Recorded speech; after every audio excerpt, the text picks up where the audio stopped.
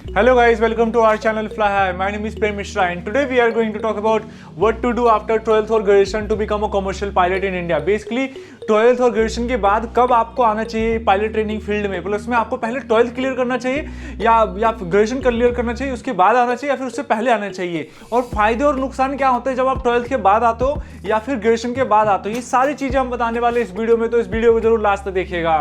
तो हमारा जो पहला जो पॉइंट होता है जो हमको अपने आप से पूछना चाहिए वो है, is a graduation necessary to become a commercial pilot in India. Basically आपको पहले ग्रेजुएशन करना चाहिए कि नहीं करना चाहिए पायलट बनने के लिए?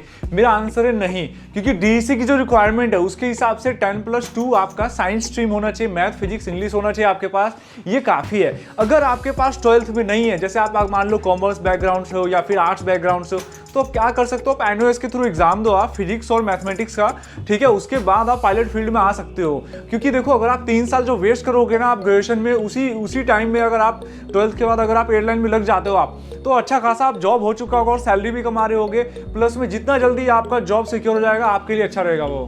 तो हमारा जो नेक्स्ट जो पॉइंट है वो है, can I still become a pilot? I am already pursuing graduation. अगर आप ग्रेजुएशन कर रहे हो, आप चाहे बीकॉम से कर रहे हो या बीएससी कर रहे हो, कुछ भी, क्या आप पायलट बन सकते हो उसके दौरान? हाँ बन सकते हो, क्योंकि उस समय आप एग्जाम दो, चाहे आप कैरियर प्रोग्राम का एग्जाम दो या फिर सीपीएल आप करोगे, आप कर रहे हो अगर कॉरेस्पॉन्डेंस से कर रहे हो आप, जिसमें आपको बस एग्जाम देने जाना होता है कॉलेज में और प्रैक्टिकल देने जाना होता है, तो उस समय में आप कर सकते हो, आप पायलट ट्रेनिंग कर सकते हो, क्योंकि जॉब आपका लग जाएगा। तो सर कई सारे लोगों को मैं खुद ही जानता हूँ जो ग्रेजुएशन कर रहे थे, second year third year graduation छोड़ करके उन्होंने कैडेट प्रोग्राम के थ्रू उन्होंने एयरलाइन ज्वाइन किया या फिर नॉर्मल सीपीएल के थ्रू उनका सिलेक्शन हो गया तो उन्होंने ग्रेजुएशन छोड़ दिया। तो मेन आपका मकसद ही है पायलट बनना, ना कि ग्रेजुएशन करना। ग्रेजुएशन आप कर सकते हो, पहले आप अपना पायलट ट्रेनिंग कर लो, जब आपके पास अच्छा खासा टाइम होगा तो आप ग्रेजुएशन भी साथ में कॉरेस्पॉन्डेंस से कर सकते हो। कई सारी अच्छी यूनिवर्सिटीज है जो आपको कॉरेस्पॉन्डेंस से आप वहां से कर पाओगे ग्रेजुएशन। तो हमारा जो नेक्स्ट जो पॉइंट है वो है, डीईसी की रिक्वायरमेंट्स क्या क्या होती है आप पायलट बनने के लिए। बेसिकली देखो आपका 10+2 होना चाहिए साइंस स्ट्रीम से, प्लस में आपका क्लास 2 मेडिकल जो होता है ना, डीईसी ऑथराइज्ड डॉक्टर है, वो आपका क्लियर होना चाहिए, क्लास 1 मेडिकल क्लियर होना चाहिए, और आपके अच्छे खासे मार्क्स होने चाहिए, 3rd पासिंग मार्क्स होना चाहिए। अगर आप नॉर्मल सीपीएल करने जा रहे हो, तो अगर आप कैरियर प्रोग्राम में जाना चाहते हो, तो कई सारी एयरलाइन है जो 51% मैथ फिजिक्स इंग्लिश में पूछती है आपसे, वही 60 से ऊपर परसेंटेज पूछते हो। डिपेंड करता है आप कौन सी एयरलाइन में ज्वाइन कर रहे हो, लेकिन ये बेसिक रिक्वायरमेंट जो आपका है 12th ही है। हाँ न्यूज़ जरूर आया था कि आपको अब ग्रेजुएशन लाने वाले हैं, लेकिन अभी नहीं है। तब तक मैं अपना 12th करने के बाद सीपीएल कर सकते हो, जल्दी से जल्दी एयरलाइन ज्वाइन भी कर सकते हो आप। सो जैसे कि आपने अभी 12th क्लियर किया या ग्रेजुएशन क्लियर किया, उसके बाद आपको पायलट ट्रेनिंग के लिए आना है। उसके बाद पहले आपको रिसर्च करना चाहिए कौन कौन से पायलट ट्रेनिंग जो स्कूल है आपके लिए बेस्ट है, क्योंकि देखो इसमें फंड लगता है। और ये मत सोचना कभी भी 12th और ग्रेजुएशन करके आए हो तो आप ट्रेनिंग खत्म होने के बाद जल्दी से जॉब मिल जाएगा और आपका सिक्योर हो जाएगा। नहीं, कई बार ऐसा होता है, 2009 में भी ऐसा सीन था कि कई बार 4-4 साल 5-5 साल लोगों ने वेट किया, उसके बाद जॉब आया। तो वेट करना पड़ सकता है आपके अंदर, मतलब वो होना चाहिए, मतलब आपको सब्र करना पड़ेगा कि हाँ कि जब भी जॉब आएगा उसके लिए। क्योंकि देखो अगर आप पायलट ट्रेनिंग का सोच रहे हो तो आप वेट कर सकते हो 3 से 4 साल। तो इतना अगर पेरेंट्स को आप बता के चलना, प्लस में आप जब आ रहे हो तो एक ही बार में फंड कर पाओगे किसी पायलट ट्रेनिंग के लिए, दोबारा आप नहीं कर पाओगे। तो एक बेस्ट फ्लाइंग स्कूल चॉइस करना भी एक बहुत बड़ा टास्क हो जाता है। तो 10th और 12th के बाद, 12th और ग्रेजुएशन के बाद अगर आप आते हो तो ये जरूर सोच के चलना आप। तो हमारा जो नेक्स्ट जो पॉइंट है वो है, concentrate on what you passionate about. Basically क्या है ना, आप पहले अपने आप से पूछो आप कौन से ड्रीम, मतलब क्या पायलट बनने का आपका ड्रीम है या फिर कौन से आप मतलब प्रोफेशन में आप जाना चाहते हो, पहले ये जरूरी है। क्योंकि देखो इसके लिए आपका फैमिली का सपोर्ट भी होना चाहिए, प्लस में आपको अगर कोई ड्रीम देख रहे हो तो उसको पूरा करने के अंदर ना आपके अंदर एक पागलपन भी होना चाहिए। ये अगर है तो आप वो ड्रीम को अचीव कर सकते हो, क्योंकि अगर वही नहीं होगा तो आप बीच में बोलोगे, हार मान लोगे, फिर दूसरा प्रोफेशन में जाने का सोचोगे। तो पहले ये करना चाहिए, क्योंकि फंड लगेगा, सारा चीज लगेगा, तो ये सारी चीजें सोच के जरूर आना चाहिए आपको पायलट ट्रेनिंग के लिए। हमारा जो नेक्स्ट जो पॉइंट है वो है, डू योर रिसर्च। बेसिकली क्या है, आप पायलट ट्रेनिंग के लिए आ रहे हो तो उससे पहले रिसर्च करो कैसे क्या चल रहा है पायलट ट्रेनिंग में, ठीक है ना।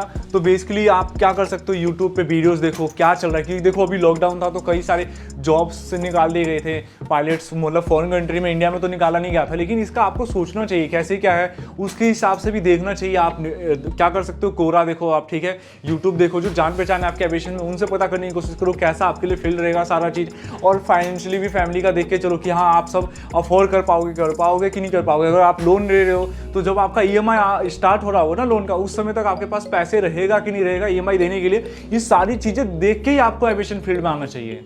तो हमारा जो नेक्स्ट जो पॉइंट है और मोस्ट इंपॉर्टेंट पॉइंट और लास्ट पॉइंट है वो है, डोंट गेट पैनिक। बेसिकली क्या होता है ना कि आप पायलट ट्रेनिंग कर रही हो, उस समय में आपको पैनिक नहीं होना है कि हाँ मेरा DEC एग्जाम कब क्लियर होगा, 1-2 बार फेल हो गया मैं, या फिर फ्लाइंग मेरी सही से टाइम पे नहीं हो पा रही है, बार बार मैं सोलो फ्लाइट नहीं मिल रही मेरे को, इन सब चीज़ों से पैनिक नहीं होना, मेरा जॉब कब लगेगा। ये याद रखना, आप अकेले नहीं हो इस फील्ड में, बाकी लोग भी हैं जो वेट कर रहे हैं जॉब्स के लिए, प्लस में बाकी कंपेयर टू बाकी प्रोफेशन जो डॉक्टर हो गया बाकी, उससे तो कंपटीशन कम है एयरलाइन पायलट में। लेकिन यही है, आपको पेशेंस रखना होगा, वेट करना होगा और आपको एक्टिव रहना होगा। एविएशन की चीज़ें क्या क्या चल रहा है, एविएशन में न्यूज़ क्या आ रही है, एयर क्राइसिस कैसे हो रही है, क्योंकि वो भी इंटरव्यू पूछा जाता है, कैसे क्या चल रहा है, आपको questions bank time to time करते रहने हैं, प्लस में कब वैकेंसी आ रही है उसके हिसाब से सॉफ्टवेयर कौन से आएंगे, इंटरव्यू के लिए प्रिपेयर करना है अपने आप को, ये सारी चीज़ें करते रहना है। वेट ये नहीं कि आप सोचो कि हाँ जो जॉब मिलेगा कि नहीं मिलेगा, कई सारे लोग छोड़ भी देते हैं बीच में कि नहीं DEC एग्जाम क्लियर नहीं हो रहा, हम फैमिली बिजनेस स्टार्ट कर देते हैं, या फिर फ्लाइंग के बाद कहते हैं कि जॉब आ ही नहीं रहा, इससे अच्छा कुछ और बिजनेस कर लेते हैं। नहीं,